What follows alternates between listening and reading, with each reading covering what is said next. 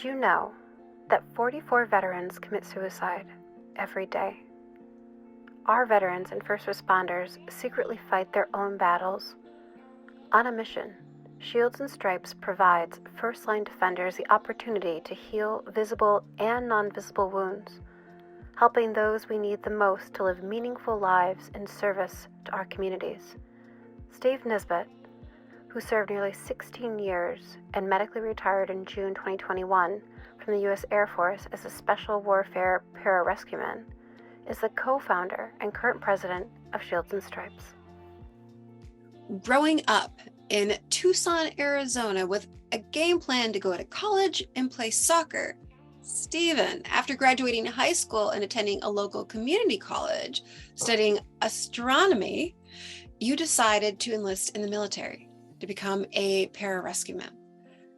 So that's quite a shift. Would love to hear the story here. Yeah, so thanks. We, when I was younger, around my friends that were around me, they spent, as we grew up, I always wanted to hang out with them and whatnot, and they all were going to college. And a lot of them were going into college to become engineers and go work for IBM and Raytheon, and they all went to the U of A, so they had the scholarships to the university and whatnot, and I didn't get that. And I was, even though I wasn't really into engineering and stuff, I still just wanted to hang out and be around my friends. So I was like, okay, well, I'll go to school. I actually really enjoyed space stuff. I'll do, I'm a space nerd. I like astronomy and those kinds of movies. So I started going to school for astronomy, and as I went to the Pima Community College out there in Tucson, I started to look around at the people around me, and there's a lot of older folks around me, and I was like, this is not my demographic. I'm like 18 years old. I've got a lot more to do. Here's what I'm gonna do. So I'm gonna join the military, and I'm gonna do 4 years, and then I'm gonna get my GI Bill, and then I'll go to the university and catch up to my friends. Or this other path that was laid out for me was, since I wanted to be in the same timeline as them, I took the ASVAB test, and the recruiter came back and said, you scored actually really high on the ASVAB, and you can do pretty much any job you want. And I was like, well, what's the most challenging job for, like, intellectually?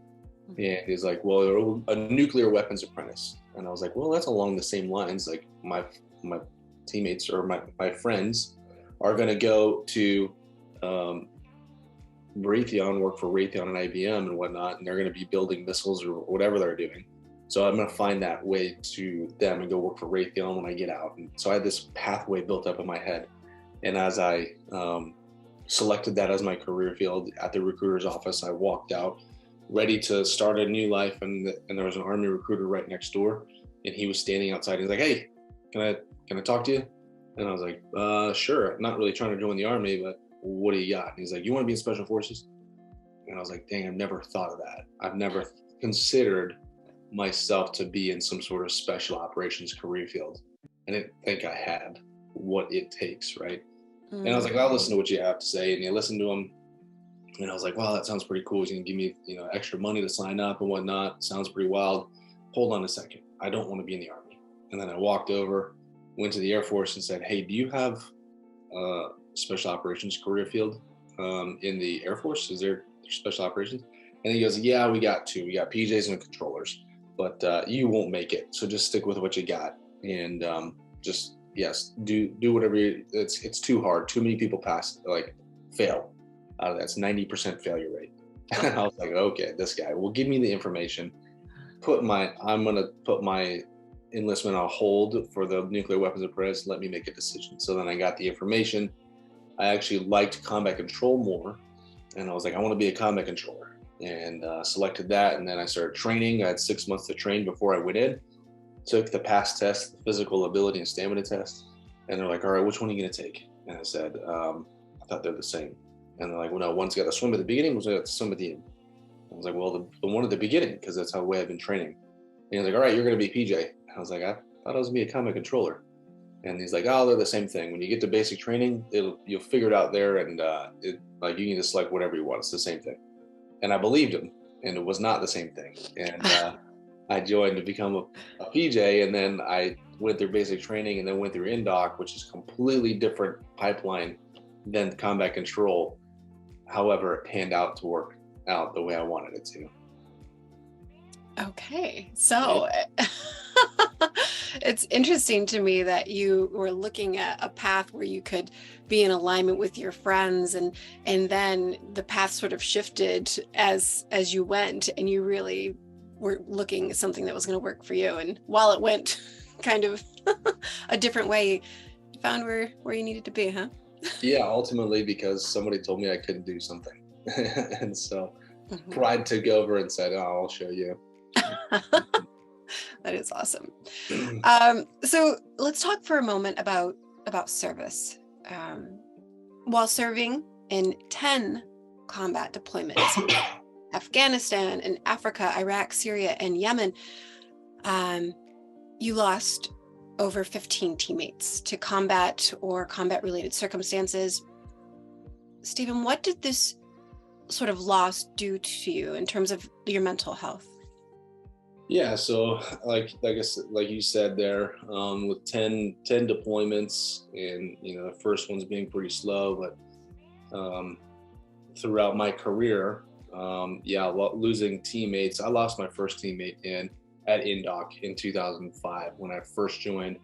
INDOC is the course where it's the selection course for PJs, or it used to be, and out of 120 of us, only 12 of us made it. But during that particular course, one of the guys he was the team leader, he was a class leader, and he was my partner for what was considered our extended training day or our hell night. So him and I were, within arm's length for 36 hours, 38 hours, just always with each other, carrying him. I was like 130 pounds, he was 220, and I'm carrying this heavy dude. We weren't winning anything. But we were still rocking and rolling. And so a couple weeks after that, we had a pool session that he ended up passing out underwater, which is not uncommon. It's pretty common. I passed out underwater. However, he was 42 years old at the time. He had a pre-existing heart condition. So when he passed out, he ended up going into a cardiac arrest. They pulled him out and tried to do CPR, got him back, and they got him to the hospital. He passed away. That right there, that initial loss of when I entered into the military, this was within 2 months of me entering, I started to normalize loss. That's when, like, okay, well, this is what I joined for. I knew that this was going to come up. And then as each loss started happening, it was just another one, another friend's gone, whether it's a friend taking their own life, a friend dying in combat, a teammate dying in a vehicle accident. All of these people were just dying around me. And it was very normal for that to happen. But what I didn't notice was that it started to take a toll as far as factors that I didn't really see. And my family saw it before I did, where I started to have memory loss because I would shut down my brain every single time we get into some sort of combat environment or training, or treating somebody, whatever it is. I'm tuning out the gore that I'm seeing in front of me, or the people that are dying around me, and that became so routine that I started tuning out everything. I would stare off into space. I'd be pushing my kids on a swing, staring into space, not really thinking about anything really. And then I'd be overly thinking about what the next 12 months was going to be, or a training cycle or deployment cycle or alert cycle. So all of these things started compiling. Had nightmares that I didn't consider to be nightmares. I called them recurring dreams, but it was always me being attacked by somebody and I'm trying to shoot them, but the trigger just wouldn't go. And then finally it gets to the end, it wouldn't fire. And I thought, it wasn't terrifying or anything, but it was every single night that was happening. So they classified that as a nightmare. I had diagnosed with sleep apnea at 30 years old. And then irritability, anxiety, depression, all of these symptoms that I didn't really analyze for myself over time. But it really took my wife sitting me down and telling me that your two kids, or my two boys, who were 9 and 7 at the time, were scared of me. And that's when it kind of really hit me, where like, okay, all of this is really compounding, and I'm taking this stress and all these anxieties and everything, and it's easy for me to explode and like go 0 to 100 really quick on them, because that's an environment, being home with the kids and the families, an environment that most of us aren't used to. And so that actually stresses us out more than combat does, which is wild. But it's an environment we can't control, because the kids start screaming and going ballistic, and then you just don't know what to do other than to get loud, because then they'll listen to you. So once my wife said that, that was a kick in the gut, and that was I guess a wake up call for me to ask for some help. Yeah. Wow. Thank you so much for sharing all of that. Because the fact of the matter is PTSD is real. It is very real for so many. And when it comes to veterans, to first responders, to law enforcement, you signed up to serve them with Shields and Stripes. So love for you just to share how this organization that you co-founded, how it started, and what it is that you do, because it's phenomenal.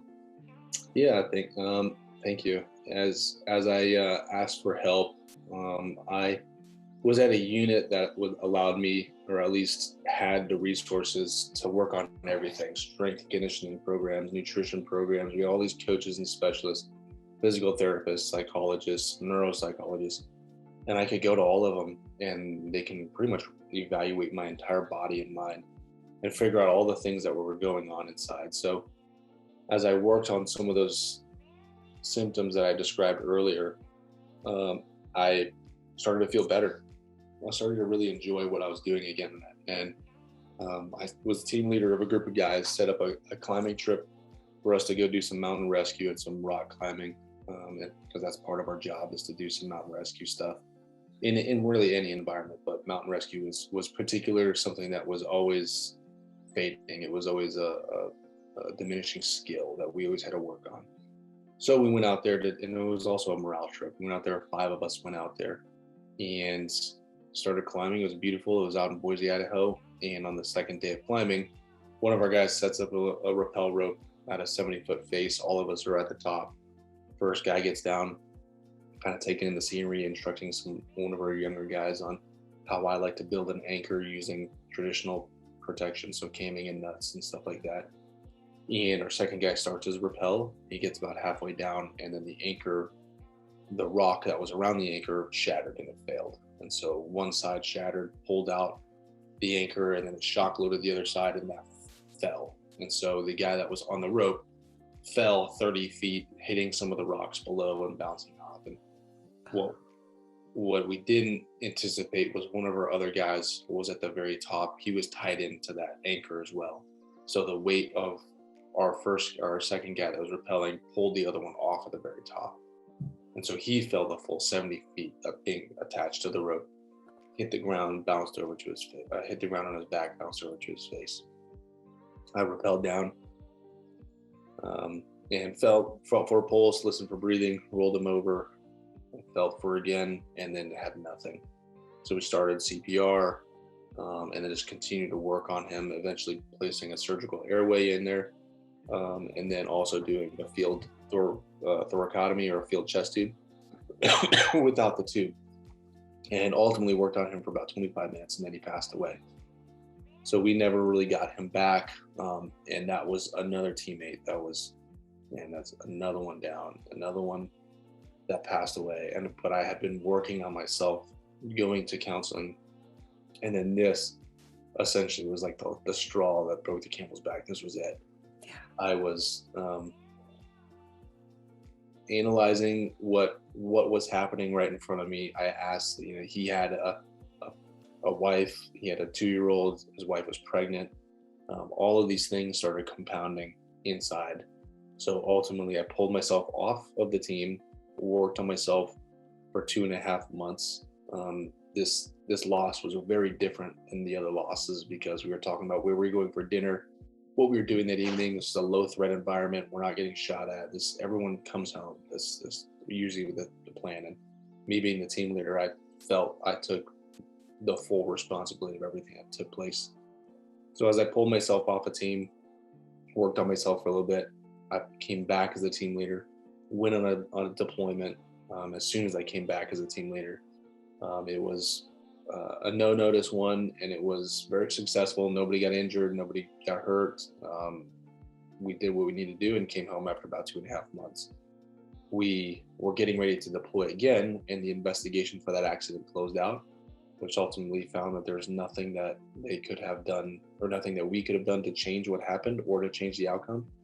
But ultimately they found somebody needed to be held responsible, and I was held responsible and accountable. So I was removed from my position as team leader there at that unit, and then I was removed from that unit. And that unit is a whole nother selection course. It's the only place I wanted to be, the only place to do the missions I wanted to be doing. So that threw me back into a depression, back into, I don't have confidence. I had a piece of paper that I could show my psychologist, this is my fault. And so ultimately, if I was to take that, I was given 30 days to PCS and then move somewhere else. And if I was given that, if I took that, I was going to end up moving to Las Vegas. And I saw the pathway there where I was going to drive myself and my family into disaster. So I chose to medically retire and continue seeing the resources, the therapists that I was seeing while I was there. But I knew at some point I was going to lose those. And so if I was going to lose those, what was I going to do then? Started looking up resources outside that were available to the veterans and special operations community of veterans. And I asked some friends what they did when they got out. And there was just a list of things that they were compiling together. I was like, how do you have the time for all of that? That sounds like so much work. And so like, there's got to be a better way for a one-stop shop that we're used to. And there really wasn't anything out there. So I was like, we got to create something then. So I reached out to Dr. Jennifer Byrne. She has the same vision, and she was trying to execute it, and she was doing a lot of the telehealth model. She also was in very early stages startup mode. So I asked her, hey, can you help me start this up? And so then we started raising money, we started it up, and essentially replicated what we had at the unit, or what I had at the unit, to be able to provide that for veterans, all veterans. For those, there's so many people out there that had no clue that something like this that saved me and my friends, nothing, like they didn't know that kind of stuff existed. And there's other people in different communities that never had it. So my dad spent 30 years in law enforcement, and most of it was as a gang task force sergeant. And as I started to go through my PTSD symptoms, I started to realize that him and I were almost exactly alike as far as how we carried ourselves when he was my age, how he was with me as a child. And I was like, I'm exactly who he was. And all of his symptoms were starting to present themselves as he is now older and retired, and he's in and out of the hospital with different symptoms. And so it was an opportunity, it was a blessing, an opportunity for us to be able to bond over our PTSD symptoms. But I then it highlighted that these folks, these law enforcement and firefighters, need the same tools, they need the same resources that I was given. So we wanted to offer that to all first responders, all veterans, and active duty members. So we started that up and host individuals are those folks inside of a facility that we use. It's a pro performance gym that typically works with professional athletes. So they go in there for 3 weeks and they get strength conditioning programs, nutrition, they get meals handed to them, made for them, physical therapy, and then we fly in our occupational therapists and our psychologists. So all that's 3 weeks in person. They're staying in a 5-star resort, and then when they leave there, they get another 9 weeks of the same clinicians and same specialists, but now they bring him to home. So it's all telehealth model after that. So we include the family.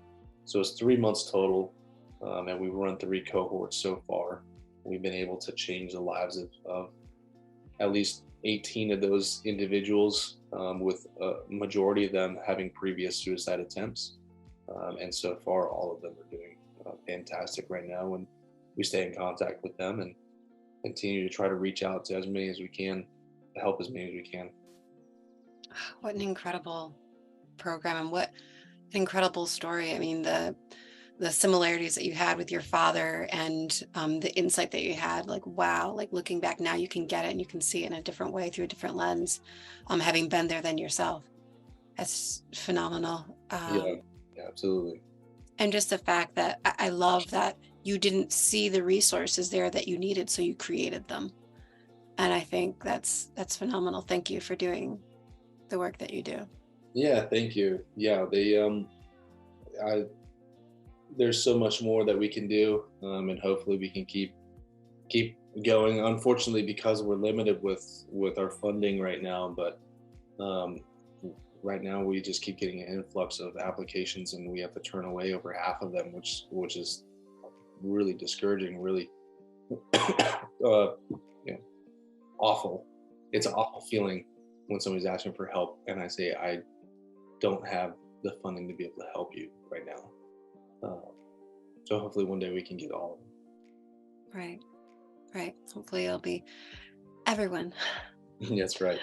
Um, you know, so you personally went from serving our country to serving those who have served.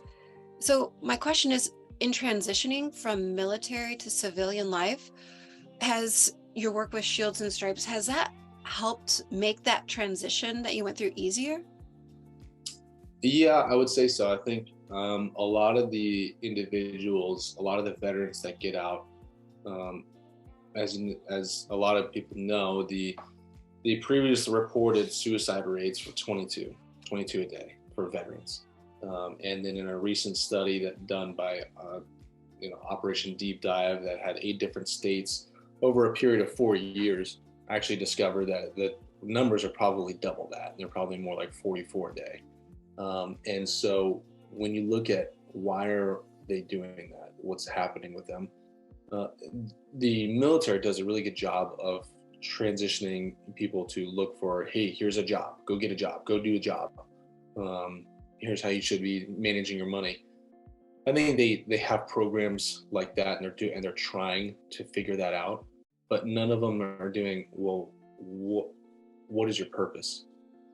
If you look at everybody that joins the military, they're joining because they have a purpose. Most of them, I can't speak for everybody, but I would venture to say between 90 and 95% are joining because it's a serving of purpose. They have a higher purpose there.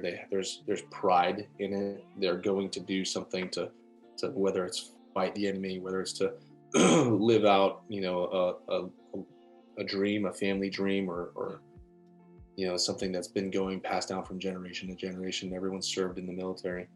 So all these things have purpose.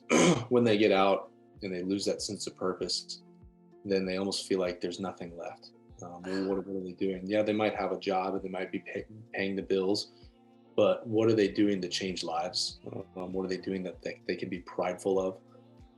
And then that's where you see them start to slip into this depression. Me, fortunately, as I pursued my way out, and I started this nonprofit with Jennifer, this was that purpose. There was no like question of what is my purpose. Well, this actually became my purpose. And the loss of Peter, being able to say or ask every day that I am doing right and doing good for him, making sure that his loss wasn't in vain. Like, that's my purpose, is to make sure that he was a very devout Christian, and I try to, I lost faith a long time ago, and then because of his loss, I was able to rediscover it. So I like to find purpose in that and try to spread his message that he would have wanted to share. Yeah. So in short, yes, I would say that starting this nonprofit helped out the transition tremendously, because if I didn't, and I was working a job, let's say I was interning for another company and it was sales, and when I was interning for that company and trying to figure out the sales, it was going to pay, it was going to give me money, but I was not going to enjoy that. That was not for me. Whereas this, I'm not getting paid out of this. I'm not getting paid from the nonprofit. I don't take a salary. In fact, I put most of my money into it. But it's what I do full time, other than raise my kids, and it's my purpose. So I think that's what it really comes down to of transitioning is what's your purpose now? Right. It's just fine. Right. And I guess so that leads me, I guess, for our last question. And it is for veterans who feel very lost and who are unsure how to find their way back to themselves. What piece of advice would you offer for them? Great question. When someone's lost and they're trying to, there's always time. Time is always there. If you are in a moment when you are lost and feeling alone, and you don't think that anybody's there for you, I would give it time, and it will present itself, because you'll always have time. The second you make a decision to take away that time, you're affecting the lives of so many people around you, and all the number one, the family members that probably love them, or that do love them, but also the individuals who didn't know that this person was struggling. I've received several phone calls from a lot of people saying that they're going to take their own life, on the edge, and trying to talk them down. And all it really ever came down to was that moment, and a literal 5 seconds, maybe even shorter time than that, of when that decision point was going to be made. And if I talked to them for 10 minutes, 30 minutes, or an hour, sometimes all that went away. And so that was enough time for them to understand, okay, maybe this wasn't the decision, and maybe that helped them today. But then there's other resources out there to help them long term. And so we are not the only resource out there as Shields and Stripes. There's so many others that are out there, and they're all willing to help. And we are trying to build a bridge between all of them. So if somebody's ever truly down that pathway, there's always somebody willing to help. I'll just give it some time, and it'll present itself. That's wonderful advice. Thank you so much for sharing as deeply as you have. Your story is phenomenal. The work that you're doing is so needed. And thank you again, not only for your service, but for being in service of others who have served. Thank you so much. Thank you for helping all of us just become a bit more aware now. Thank you so much, Stephen. Thank you, Allie. Thank you for having me on. It's my pleasure, and hopefully we can continue to talk and keep this going. Absolutely. Thank you.